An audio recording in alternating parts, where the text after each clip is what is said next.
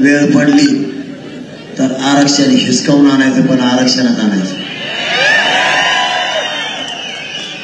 जे कोणी म्हणत होते मराठ्यांना ओबीसी आरक्षणात येऊ देणार नाहीत, मराठे ओबीसी आरक्षणात गेले. मराठ्यांच्या 54 लाख नोंदी ओबीसी आरक्षणातल्या सापडल्यात आतापर्यंत. 54 लाख. एका पत्रावर 5 जरी जणांचा फायदा झाला तरी आजच 2 ते 2.5 करोड मराठा आरक्षणात गेलाय सुद्धा.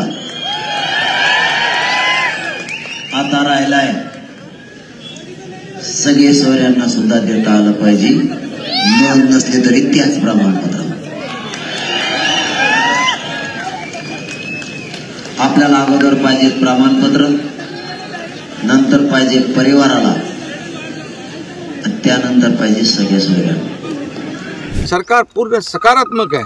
जेव्हा सरकार सकारात्मक असतं तेव्हा सगळ्यांनी त्याला सहकार्य करण्याची आवश्यकता असते. आणि म्हणून सर्व मराठा समाज बांधवांना माझी विनंती आहे, जरांगे पाटील यांना देखील माझं सांगणं एकच आहे की बाबा सरकार जर निगेटिव्ह असतं, सरकार काम मराठा आरक्षणावर करत नसतं तर आंदोलनाचा मार्ग एक आपण समजू शकतो.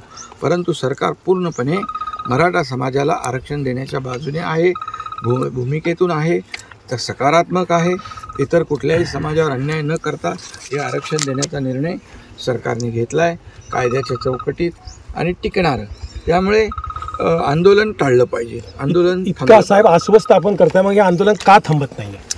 आता आंदोलन करताना याचा विचार केला पाहिजे.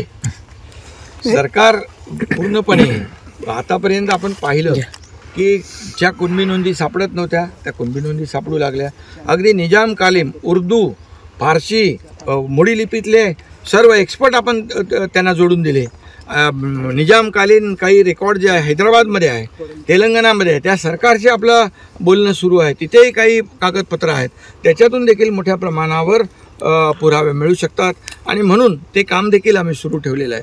त्यामुळे आतापर्यंत कधीही इतक्या वर्षामध्ये न झालेलं काम सरकार करतंय आणि त्यामुळे याचा विचार सर्व लोकांनी. आंदोलनाचा रिझल्ट काय असेल, अंदाज काय वाटतो तुम्हाला मुख्यमंत्री म्हणून? समंजसपणाची भूमिका घेतली पाहिजे, सरकारला सहकार्य केलं पाहिजे. कारण सरकार हे ऐकणारं सरकार आहे, सर्वसामान्यांच्या व्यथा जाणणारं सरकार आहे. म्हणून तर एवढं मोठं काम झालं आहे. आज आपण कुणबी नोंदी पाहिल्या, त्याचे आकडे पाहिले, त्याचा आपल्याला अंदाज येईल. आज आपण 1,40,000 लोक आपण या कामावर मागासवर्ग आयोगाच्या सर्वेक्षणावर लावलेत. प्रत्येक जिल्हा लेवलला आपण विशेष कक्ष स्थापन केला आहे. सगळे डे नाईट सगळ्यांच्या सुट्या आम्ही रद्द केलेल्या आहेत. पूर्णपणे सगळी टीम कामाला लागली आहे. डे नाईट काम लागले आहे. 24/7 काम करत आहे आपलं सरकार. मराठा समाजाला टिकणारं, कायद्याच्या चौकटीत बसणारं आणि ओबीसी किंवा इतर समाजाचं धक्का न लावता त्यांच्यावर अन्याय न करता मराठा समाजाला आरक्षण देण्याची भूमिका स्पष्टपणे आहे. आणि त्यामुळे या बाबतीमध्ये कुणबी प्रमाणपत्र, कुणबी नोंदी, जस्टिस शिंदे कमिटी हे सगळं तुम्हाला माहीत आहे. मोठ्या प्रमाणावर आपण ते करतोय. त्या मोठ्या प्रमाणावर कुणबी नोंदी ज्या मराठवाड्यात सापडत नव्हत्या त्या सापडू लागल्यात. त्याचे दाखले देखील प्रमाणपत्र मोठ्या प्रमाणावर दिले गेले. आणखी जरांगे पाटील यांच्या मागणीनुसार जस्टिस शिंदे किंबहुना जे ग्रामस्थ आहेत मराठवाड्यातले त्यांच्या मागणीनुसार ती कमिटी आणखी काम करते. जवळपास 1 लाखापेक्षा जास्त लोक त्याच्यामध्ये काम करत आहेत. ते काम एका बाजूला सुरू आहे. दुसरं मागासवर्ग आयोग तो काम करतो आहे आणि त्याच्या माध्यमातून जवळपास 1,40,000 लोक 3 शिफ्टमध्ये काम करत आहेत. 3 शिफ्टमध्ये. त्याला गोखले इन्स्टिट्यूट आहे, टाटा इन्स्टिट्यूट आहे, इतर लोक आहेत, इतर संस्था आहेत त्याला मदत करत आहेत.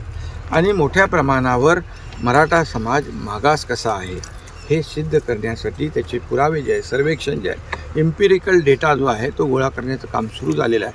त्यामुळे लोकांनी देखील त्याची माहिती दिली पाहिजे.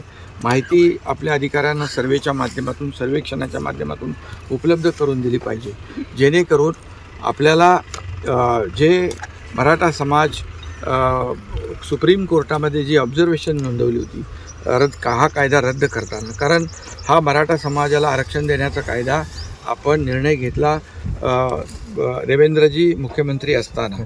त्यावेळेस मी त्या कमिटीत होतो, मी त्यांच्यासोबत मंत्री होतो आणि तो आपण कायदा केला, मराठा समाजाला आरक्षण दिलं, हायकोर्टामध्ये देखील ते टिकलं, हायकोर्टामध्ये देखील त्याचे सर्व जे पुरावे आहेत त्या मराठा समाजाला आरक्षण का गरजेचं आहे ते आपण पटवून देऊ शकलो. आणि ती केस नंतर सुप्रीम कोर्टामध्ये गेली. सुप्रीम कोर्टामध्ये दुर्दैवाने जे काही ज्या पद्धतीने पुरावे, एव्हिडन्स जे काय आणि जे प्रेझेंटेशन करायला पाहिजे होतं तिथे कुठेतरी त्या काळामध्ये